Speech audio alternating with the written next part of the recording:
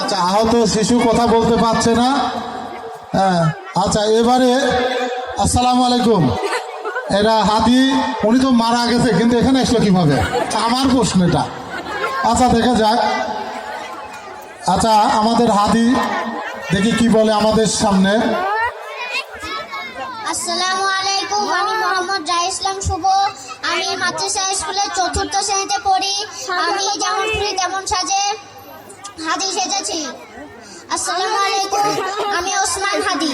আমি কোনো রাজা নই, আমি কোনো ধনী মানুষও নই, আমি একজন সাধারণ মানুষ। কিন্তু আমার স্বপ্ন ছিল অসাধারণ। অন্যায়ের সামনে মাথা নত করা আমার স্বভাবে ছিল না। যেখানে জুলুম দেখেছি সেখানেই প্রতিবাদ করেছি।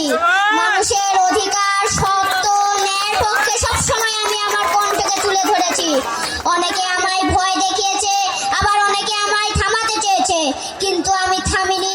কারণ আমি জানতাম একজন মানুষ একদিন দাঁড়িয়ে গেলে একদিন হাজারো মানুষ দাঁড়াবে।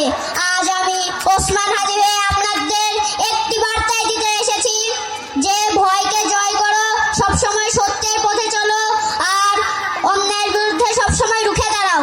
এছাড়া আমি আরো বলতে চাই, আমি ঝঞ্ঝার, আমি ঘূর্ণি, আমি পথ সম্মুখে যাহা পাই তাই কুর্নি, আমি নিত্য পাগল ছন্দ, আমি আপনার তালে নেচে যাই, আমি মুক্ত জীবন আনন্দ, আমি হাম্বি, আমি ছায়ানট, আমি হিন্দল, আমি চলো চঞ্চল ডুমুকি চুমুকি, পচ্ছেতে যেতে চকিতে চুমুকি, হিন্দে আলি তিন দল, আমি চপলা চপলে হিন্দল, করি শত্রুর সাথে গোলাগুলি, করি মৃত্যুর সাথে পাঞ্জা, আমি উম্মাদ, আমি চঞ্চল, আমি ভীতি এ ধরিতি, বলো বীর, বলো উম্মাদ মমশির।